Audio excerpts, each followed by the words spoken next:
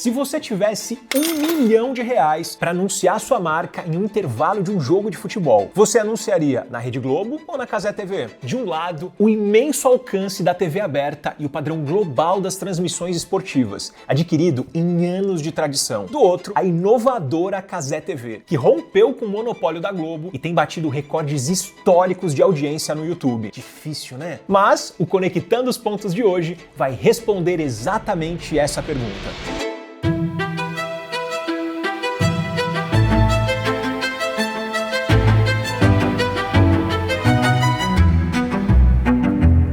Mesmo que você não tenha nenhum interesse por esportes, você certamente já ouviu falar de um tal de Casimiro, ou da Cazé TV, e também deve ter ouvido falar que ela tem dado uma dor de cabeça para a principal emissora do Brasil. Puta que pariu! Puta que pariu! Afinal, em apenas 2 anos de existência, a Cazé TV atingiu números recordes ao transmitir alguns dos principais eventos esportivos do mundo, como os Jogos Olímpicos de Paris, Eurocopa, NFL e nada mais, nada menos do que a Copa do Mundo. Tudo isso no YouTube e de forma gratuita para a audiência. Algo simplesmente inimaginável há poucos anos, já que estes eventos eram transmitidos pela Globo na TV aberta ou em canais por assinatura como a ESPN. O mercado dos direitos de transmissão mudou. É um fato. E digamos que essas mudanças têm um marco. 27 de fevereiro de 2020.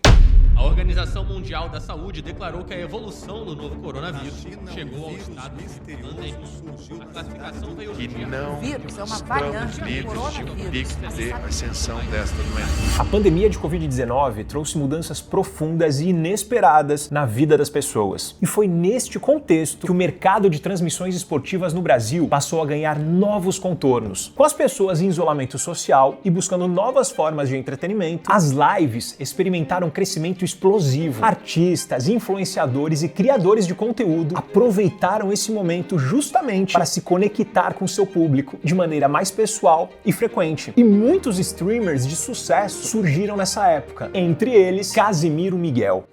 Ele meteu essa. Sucesso entre os fãs de futebol, principalmente entre os vascaínos.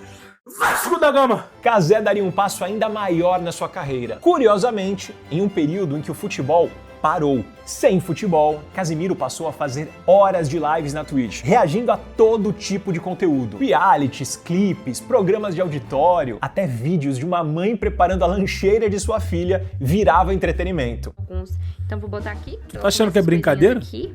E talvez esse tenha sido exatamente o movimento que fez Casimiro furar a sua bolha. Casimiro se tornava um dos maiores streamers do mundo. Como dizíamos, se o mercado das lives crescia, o futebol, sobretudo aqui no Brasil, era afetado. Com a proibição de público nas arquibancadas, os clubes perderam uma de suas principais fontes de receita, a venda de ingressos. Se isso não fosse o bastante, a Rede Globo, detentora dos direitos de transmissão, também afetada pela pandemia, diminuiu os valores pagos aos clubes durante o período. O cenário forçou os clubes a buscarem novas formas de monetização. E a primeira pauta não poderia ser diferente: a divisão das cotas de TV. E foi aí que surgiu a tal Lei do Mandante. A nova lei basicamente permitia ao clube que joga em seu estádio, ou seja, o time mandante, a ter o direito exclusivo de negociar a transmissão da partida, sem precisar da autorização do time adversário, o time visitante. Antes dessa lei, para que um jogo fosse transmitido, ambos os times precisavam estar de acordo e ter contrato com a mesma emissora ou plataforma. Os clubes se dividiram em 2 blocos: a Libra, Liga do Futebol Brasileiro, e a LFU, Liga Forte União, 2 grupos comerciais interessados na venda de direitos de transmissão dos clubes. Restava saber uma coisa: quem teria dinheiro para comprar os direitos de transmissão, se não a própria Globo? Autoriza o árbitro! Bola rolando no clássico da amizade aqui no Maracanã. O Bayer Leverkusen é campeão da Alemanha! Vem Veiga! Capasso cortou, deu rebote, vem tiro! Gol! Quando Casimiro anunciou as suas primeiras transmissões de futebol, muita gente interpretou como sinal dos novos tempos. Um streamer de grande audiência nas novas mídias enfrentava as empresas tradicionais da área. E a Cazé TV já começou quebrando o monopólio com nada mais, nada menos do que a Copa do Mundo.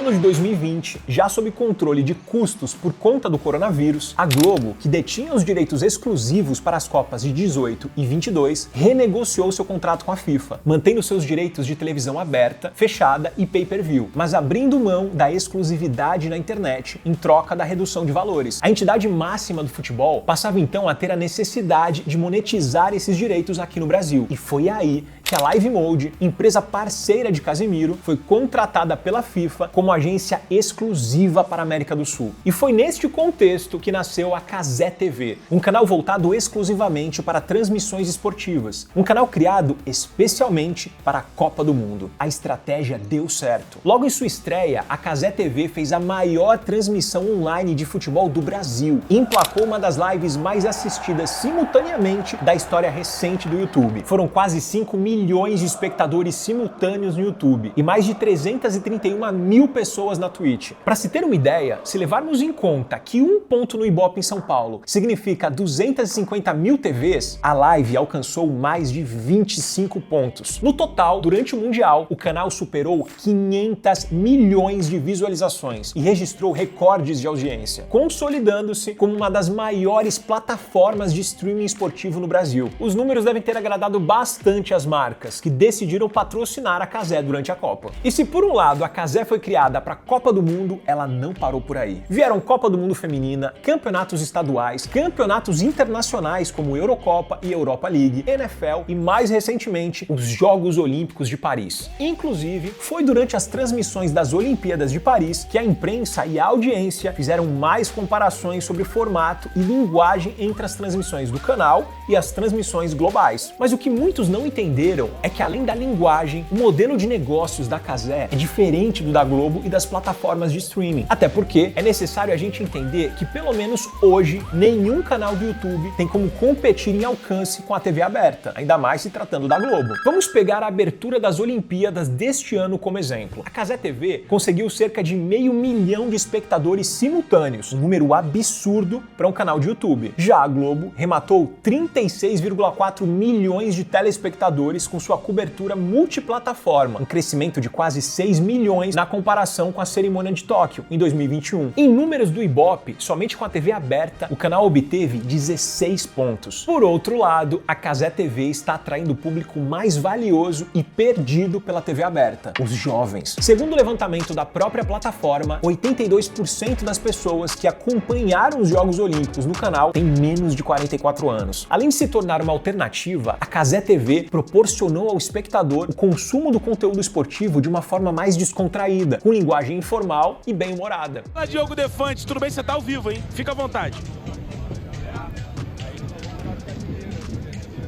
Não ouço, Diogo Defante, não ouço. Não ouço o Diogo Defante. Tô te zoando, otário. Tá com som. Então, voltando para a pergunta do início do vídeo, se você tivesse R$1 milhão para anunciar sua marca em um intervalo de um jogo de futebol, você anunciaria na Rede Globo ou na Cazé TV? A resposta mais correta seria: depende. E o mercado publicitário já entendeu isso. Por exemplo, para a Copa do Mundo Feminina, que foi transmitida pelas duas empresas, a Cazé TV, em parceria com o YouTube, fechou com praticamente o dobro de marcas parceiras do que a Globo e o Sport TV. Contudo, se olharmos para a arrecadação total com publicidade, a Globo segue na frente, por ter cotas de patrocínios mais caras, porque, como falamos, ela atinge muito mais gente. Então, se você está pensando em brand awareness, ou seja, fazer sua marca ser mais conhecida pelo público geral, anunciar na Globo pode ser um excelente caminho. Agora, se você quer falar diretamente para um público específico e mais qualificado para sua marca, a Cazé TV, sem dúvidas, seria a escolha mais adequada. Sobretudo se sua marca focar em um público-alvo mais jovem e digitalmente engajado. Afinal, segundo a própria empresa, a ideia nunca foi rivalizar ou competir em números com a Globo, mas apresentar uma proposta diferente e fidelizar este público específico. No fim do dia, a principal disputa da Globo Globo deixou de ser sobre os números do Ibope contra SBT, Record e Band e passou a ser uma guerra estratégica por atenção. E quando eu digo atenção, eu me refiro a qualquer tipo de concorrência pela atenção da audiência, seja plataformas de streaming, redes sociais ou novos modelos de negócios, como o da Cazé TV. E a emissora sabe disso. A própria criação e expansão do Globoplay são partes essenciais da estratégia da empresa para se adaptar à mudança nos hábitos de consumo de mídia. Ao entrar no mercado de streaming, a Globo busca competir por um público que está consumindo mais conteúdo sob demanda e menos TV tradicional. Inclusive, um estudo da Comscore do ano passado apontou a Globoplay como o segundo streaming mais assistido no Brasil, atrás apenas da Netflix. No futebol, além de suas tradicionais transmissões, a empresa também passou a oferecer, em parceria com o Chala Podcast, uma transmissão alternativa, com uma linguagem mais solta, voltada para a geração Z. A Cazé, que já nasceu no digital, também não para de buscar parcerias estratégicas. Recentemente, a Samsung anunciou que a programação da Cazé TV fará parte da grade da Samsung Plus, streaming gratuito da marca. A Cazé também já está presente no Prime Video, streaming da Amazon. Com o movimento, o canal pretende estar em mais lugares do que apenas no YouTube. E a estratégia parece fazer sentido, já que a TV conectada foi uma das grandes responsáveis pelo fim do serviço de TV a cabo nos Estados Unidos. Sem contar que, estando em outras plataformas, a Cazé amplia sua distribuição, como faz a Globo, e não fica refém apenas do YouTube. Bom, esse assunto é mais interessante que muito jogo do Campeonato Brasileiro, não é?